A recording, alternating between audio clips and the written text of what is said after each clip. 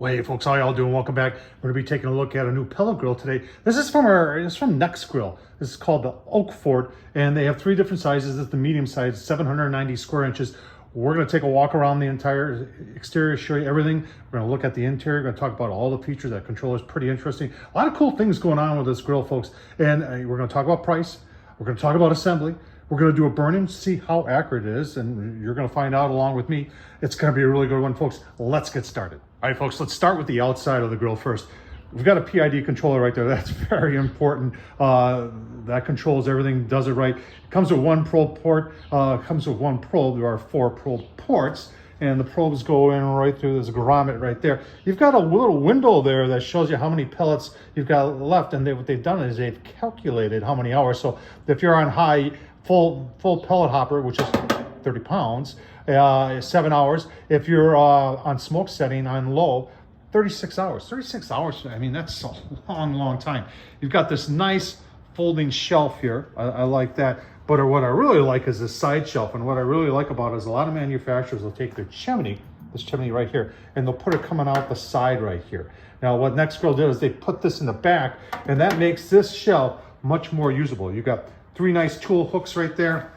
Coming around to the back, there's a shelf right there. You do have a pellet dump on this, and by undoing this thumb screw right here, you can pull that out, put a bucket right underneath, and you can change out your pellets.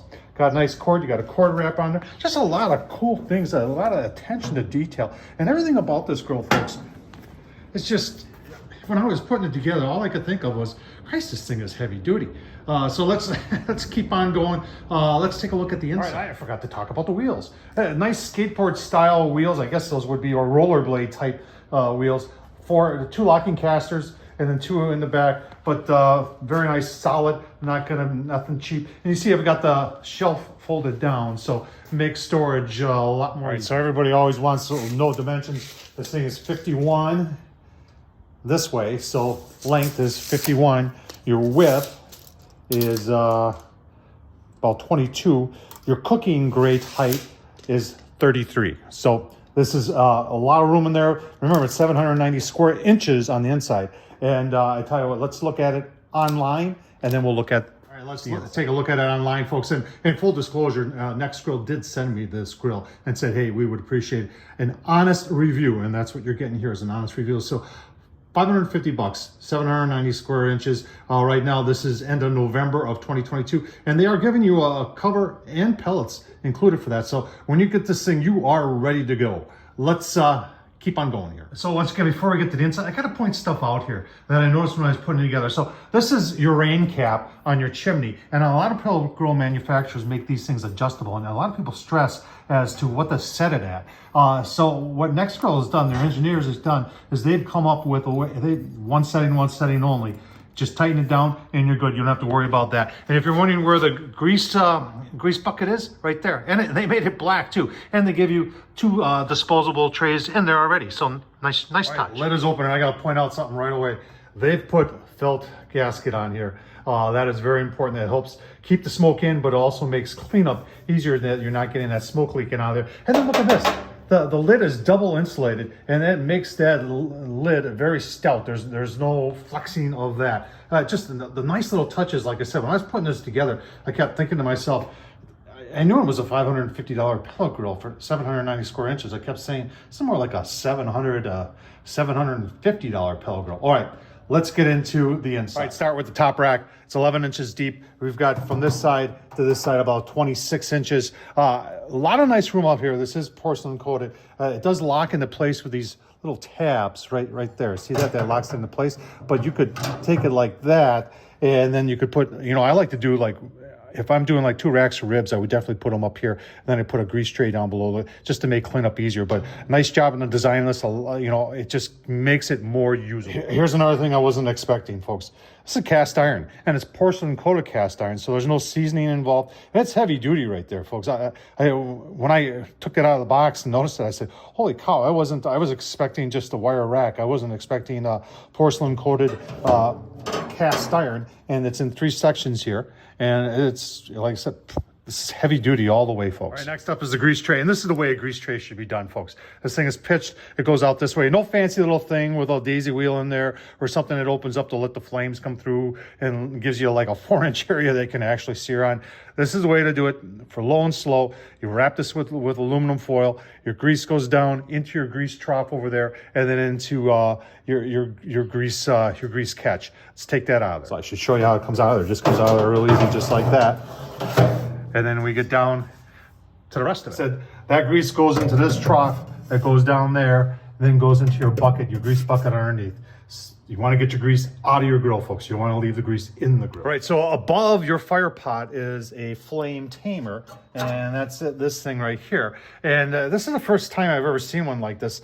And the reason for that is it locks into place when you put it in, and that's to keep it perfectly centered, but it also keeps it from warping, and that's important because this is where the majority of the heat is on your pellet grill. All right, so there's your stainless steel fire pot, folks, and below it, that silver thing, that's your hot rod. That's what gets things going. The holes in there is where the air gets blown in that keeps your fire going, and then that's the auger tube right there that brings the pellets from the pellet hopper into the burn pot.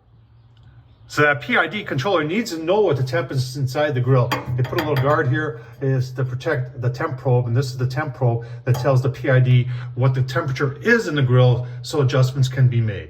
All right, folks, got some pellets in there. We're going to show you the controller, but why don't you first take a look at what it took to put this together. All right, let's just take a second here to talk about assembly. That's how it comes. So the grill itself is pretty much put together. There's your owner's manual, and there's your wheels, nice like skateboard type wheels. Got a handle there. What I like about it is they've got the screws already in them. I always look at the blister pack, folks. If you want to know how much assembly you got, that's it. So all you're really doing is putting on legs. You got 2 shelves here. I want to show you this front shelf and show you how it's.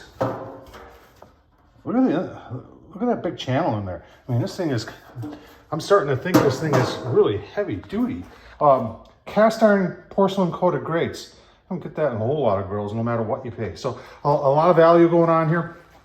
Let's get it together. All right, got it all together. In all reality, folks, takes about an hour. Fit and finish, and then when I talk about fit and finish, it's just how did everything fit? How was it finished? Did I have any issues with getting screws lined up? And everything went together very, very nicely. There were 0 issues. It's going to probably take you the longest to put the legs on.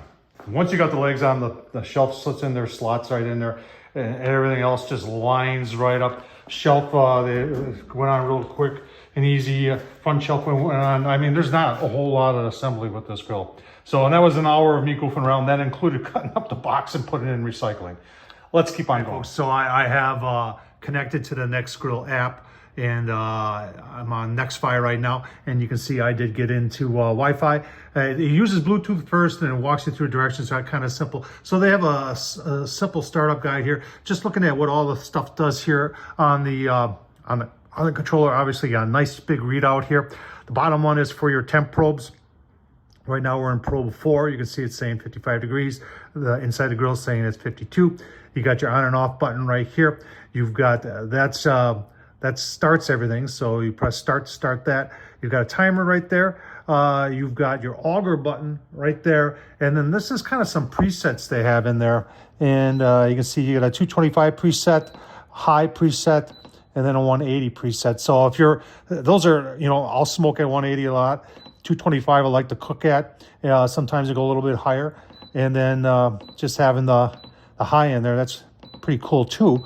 And then to adjust, you just turn this and that adjusts it. So simple to do. I think the best way to do it is that let's fire it up and put it through its paces. All right, we got the first fire going in the grill, folks. We're gonna put everything back on, start with our burn in, show you some of those temps along the way. Let's get started with that. Set it at 160, might as well try everything. 160 is the lowest on this grill. You can see we're 147 right now. We'll let you know when we get there. So you gotta watch for this pause button will actually pause the grill, and I touched it just to see what it did, and yeah, it paused it, and then I hit the arrow button to get it going again. All right, 160 there. 160 there. Let's see what we got on the inside. Got a lot of smoke coming out of there. So 150, 150, 150, 150, 150. Very consistent. And 150. So just get low. I like the consistency. Now let's turn it up to 325 stir burn. We might as well use the app here to show you that. So we're just going to adjust, go up, down,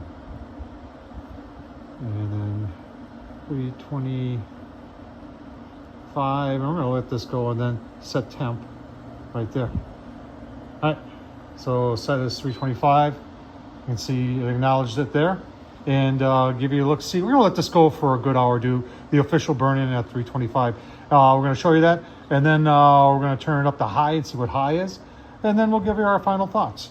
So far, pretty cool. All right, folks, it's been about an hour. I've been messing around with the temp just to see how it does. Got it set back down to 300, and you can see 300, 300, 300, 300 consistency on this grill. Oh, that one's just a tad below 300, but that one too just a tad below 300. But running very, very good. Now what's going to turn it up to high and see what high is on this grill. All right, so high is 550. See, we're 556. Let's take a look on the inside, and yeah, we're